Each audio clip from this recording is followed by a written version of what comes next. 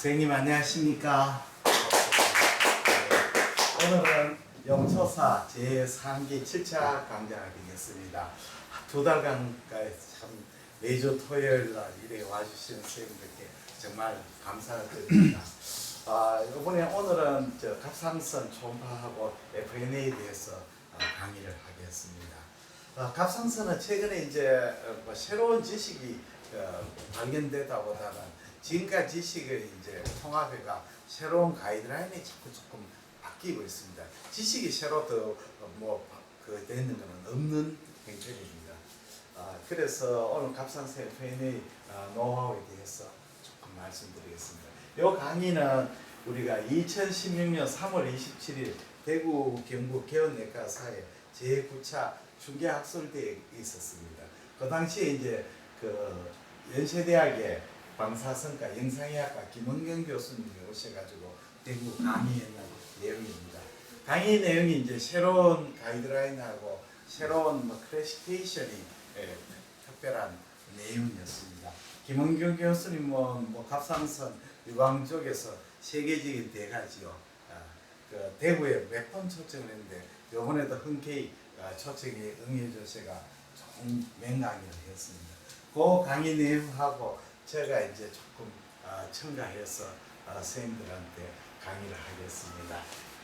정상 갑상선 초음파 영상이죠. 갑상선 초음파는 나중에 우리가 실습을 해봤지만 정상 아주 쉽습니다. 갑상선은 목 밑에 있기 때문에 우리가 하이 프리퀀시 리니어 프로브로 관찰하면 아주 잘 관찰이 됩니다. 특별히 어려운 거는 없지요. 정상 갑상선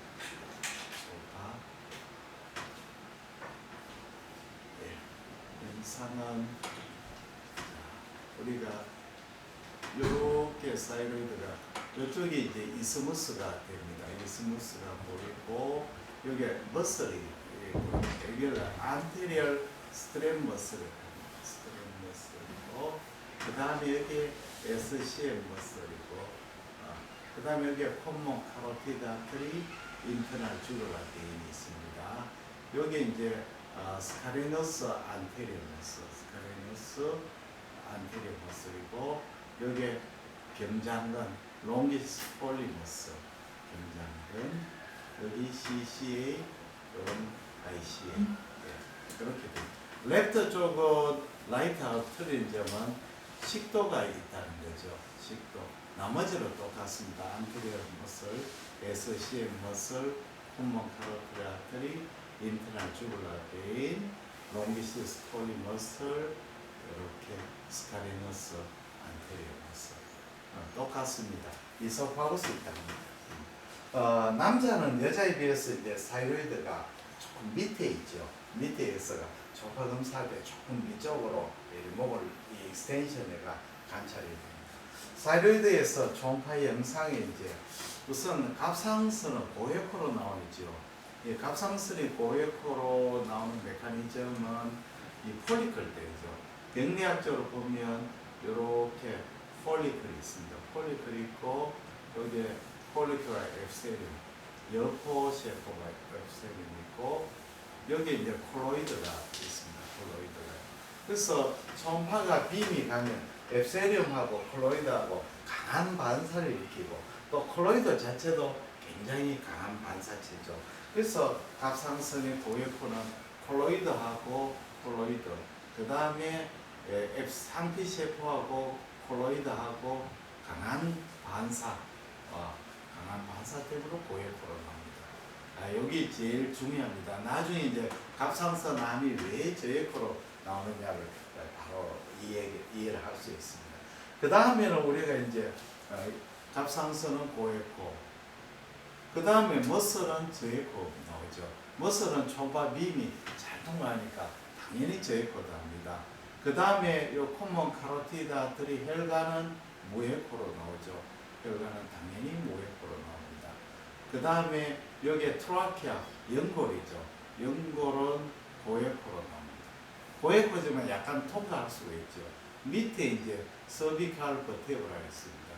버테브라. 이거는 강한 고에코입니다.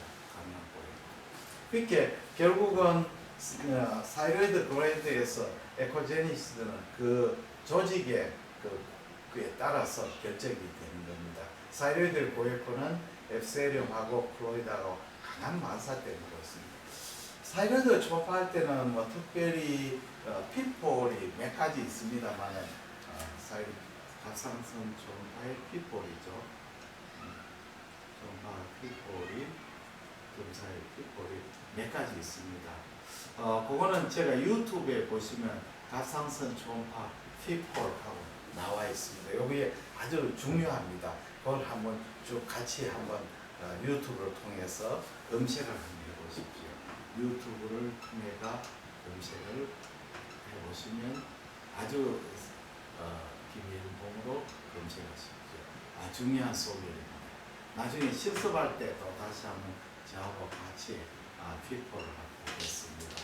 그 다음에는 우리가 갑상선 초음파 검사의 유용성이죠. 갑상선 초음파 유용성은 이제는 말할 것 없이 다 알고 있습니다. 병변을 발견하는 거죠. 그 다음에 병변을 찾아내는 거죠. 그 다음에 병변을 감별하는 거죠. 이게 이제 솔리드한 결절인지 시스틱인지 믹스드 에코인지 이런 결절을 병변을 감별하죠. 그 다음에 중요한 것은 이제 악성도의 평가입니다. 이게 이제 제일 중요하지. 이것이 이제 말리그넌시냐, 비나인이냐, 인터미디에이트냐 이런 걸 이제 우리가 평가하는데 중요합니다. 그 다음에 이제 갑상선암이 진단된 경우는 수술적 프리오퍼레이티브 이벨루에이션입니다. 갑상선이 암이 주위를 침범했느냐, 혹시 림프노드 메타를 갖느냐 이런 걸 이제 요즘은 가상합니다. 그 다음에 갑상선 암의 수술 후에 추적 검사죠. 수술 후에 혹시 리커런스가 생겼는가, 또는 뭐 수술 후에 그 안에 뭐 여러 가지 컴플리케이션이 생겼냐 이런 데는 이제 도움이 됩니다. 그 다음에는 우리가 FNA 할 때 초음파를 보면서 FNA 하죠. 과거에는 우리가 블라인드로 했습니다. 그러나 요즘은 이제 블라인드 하는 데는 아무데도 없습니다. 왜냐하면 초음파를 보고 우리가 타겟팅 해가지고 FNA를 하게 됩니다. 그 다음에 FNA 후에 혹시 헤모라지라든지 컴플리케이션이 생겼는지를 우리가 초음파로서 알 수가 있습니다. 이렇게 유행성이 있습니다. 다음에 이제 우리가 악성을 우리가 갑상선 초음파 결절을 봤을 때 이것을 악성을 의심하는 소견은 무엇이냐. 그래서 여기 조금씩 해마다 조금 학회를 가보면 조금씩 변하고 있습니다. 그래서 옛날에는 네 가지를 이야기해요. 하이포에코 마크드 하이포에코 제네시틱 했는데 현재한 제이크였겠죠. 현재한 제이크는 우리가 갑상선 암이 이제 아테로스트레모스보다 제이크고 SCM 머슬하고 비슷한 에코를 현재한 제이크를 했습니다. 근데 이제 마크들이 하이포에코라는 용어가 없어져 버리고 그냥 하이포에코. 왜냐하면 사실은 우리가 뭐 마크들 하이포에코 감별이 또 어렵거든요. 어려서 별 의미가 없다 해서 마크들이 없어져 버렸습니다. 그 다음에 마이크로 칼시피에이션, 그 다음에 일레귤러 마진. 그래서 우리가 일레귤러 마진하고 로브레이티드 마진, 옛날에는 일레귤러 로브레이티드 마진인데 요새는 악성을 의심하는 소견에서는 일레귤러 로브레이티드 빼고 일레귤러 마진만 있습니다. 그 다음에 톨러된 와이드, 그 다음에 솔리디티, 고형성. 아무래도 난성 병변에서는 암이 생긴하면은 없지요. 그러니까 솔리디티, 고형이다. 그래서 요새는 5개로 이렇게 했습니다. 그 다음에 바스큘라리티하고 인터벌 그로스는 악성도하고 직접 큰 관계가 없습니다. 우리가 이제 그로스가 빨리 하느냐, 다른 우리가 간이나 심장이나 다른 장기에서는 그로잉 하면, 랩티드 그로잉 하면 이거는 말리그넌시죠. 그러나 갑상선에도 초음파에 보면 갑상선의 파피럴 캔서 대부분 차지하는 파피럴 캔서는 그로잉이 아주 슬로우 그로잉이죠. 그래서 그로잉까지 평가하기 어렵습니다. 오히려 비나인 결절들이 안에 시스틱 디제너레이션 또는 헤모라지, 네크로시스, 브리딩 이런 걸 잘 일으키기 때문에 훨씬 그로잉이 잘합니다. 그래서 빨리 많이 커졌다고 해서 악성이다 이렇게 말할 수 없습니다. 단 예는 하나 있습니다. 아나플라스틱 캔서는 엄청 얘를 랩티드 그로잉하죠. 네. 그 다음에 바스큘라리티도 옛날에는 저희들이 배울 때는 이제 바스큘라리티, 페리페랄 바스큘라리 있으면 비나인이고 센터의 바스큘라리티면 말리그넌스였는데 이것도 별로 관계 없습니다. 단 하나 관계가 있는 것은 우리가 이제 폴리큘라 칼시노마 중에서 조금 더 굉장히 어레시브한 폴리큘라 칼시노마는 바스큘라리티가 좀 많다고 그렇게 보고가 되고 있습니다. 그렇게 뭐 일반적으로 우리가 말리그넌스 파피룰 캔서를 말할 때는 바스큘라리티 인터벌 그로스는 직접적인 악성도하고 관계없다. 이렇게 이해하시면 됩니다. 그러면 이제 우리가 악성을 실사하는 소견이 이런 것이 나오는 이유가 무엇인가를 이해를 해야 됩니다. 여기에서 악성이란 말하는 것은 유두암을 말합니다. 모든 암이 아니고 유두암 중에서도 침륜성 유두암입니다. 요걸 이해하실게요. 침륜성 유두암의 악성을 실사하는 소견이 있죠. 우리 폴리큘라 칼시노마나 다른 메듀러리 칼시노마 다른 이런 종양들은 이거하고는 관계없습니다. 그러면 우선 유두암에 대해서 말씀을 드리겠습니다. 유두암이란 파필러리라는 뜻이거든요. 파필러리 칼시노마. 이 말은 이제 사실은 용어가 잘못되었습니다. 이 암이 유두상 구조를 만드는 암이라고 생각했는데 유두상 구조를 가지는 암도 있고 파필러리 캔서 이제 폴리큘라 스트럭처를 가지는 유두암도 있습니다. 그러나 대부분은 이제 유두상 구조죠. 파필러리 스트럭처라고 유두상 구조는 제가 늘 많이 설명을 많이 했습니다. 다른 암에서 이제 정의를 하면 파이브로바스큘라 번들이 있고 파이브로바스큘라 번들 있죠. 여기 이제 파이브로스하고 베스하고 같이 있죠. 파이브로 티슈가 줄기가 마치 나무의 기둥처럼 파이브로 티슈가 있고 거기에 베슬이 있는 거죠. 여기 혈관이 있습니다. 이런 베슬하고 파이브로 티슈가 있고 거기에 유도암 암세포가 이렇게 정식이 되어 있는 겁니다. 이게 이제 파필러리 스트럭처라고 하죠. 이게 바로 파필러리 스트럭처입니다. 자, 그러면 우리가 정상 노멀 폴리클에서 암세포가 생겼습니다. 여기 폴리클이죠. 정상 폴리클입니다.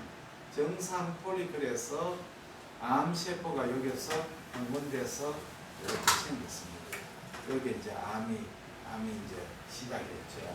이렇게 암이 생기면 암이 왜 되겠습니까? 암세포가 이제 생기가 자라게 되죠.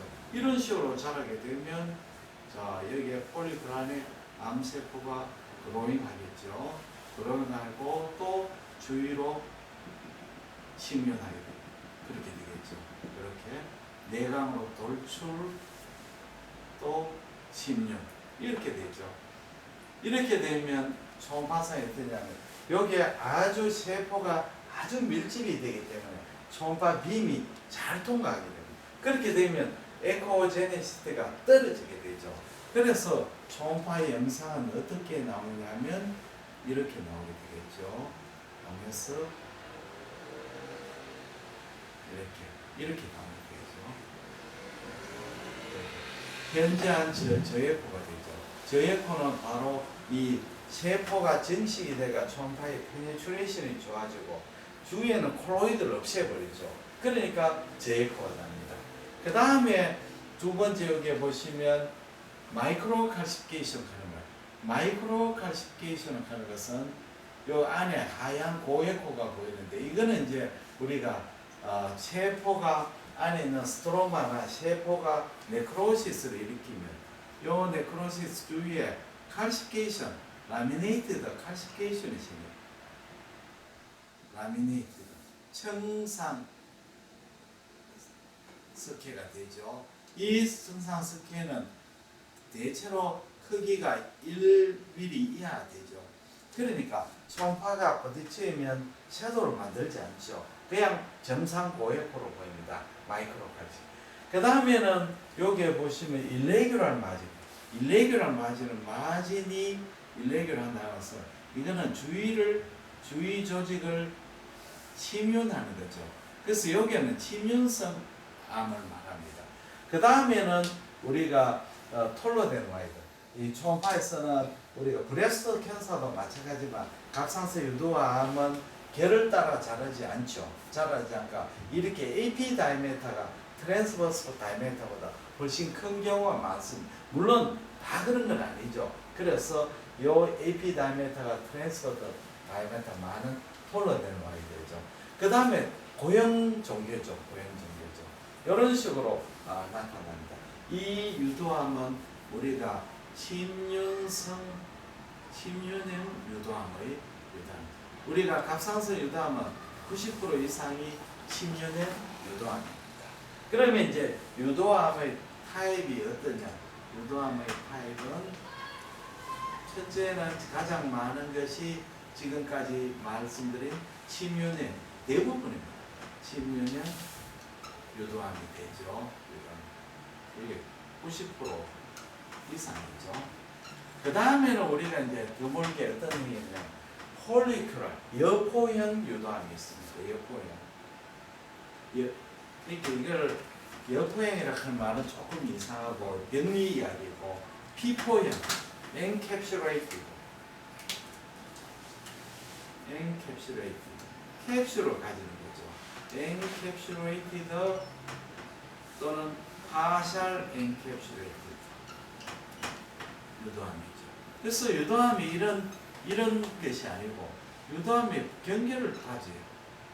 이렇게 마진을 가져요.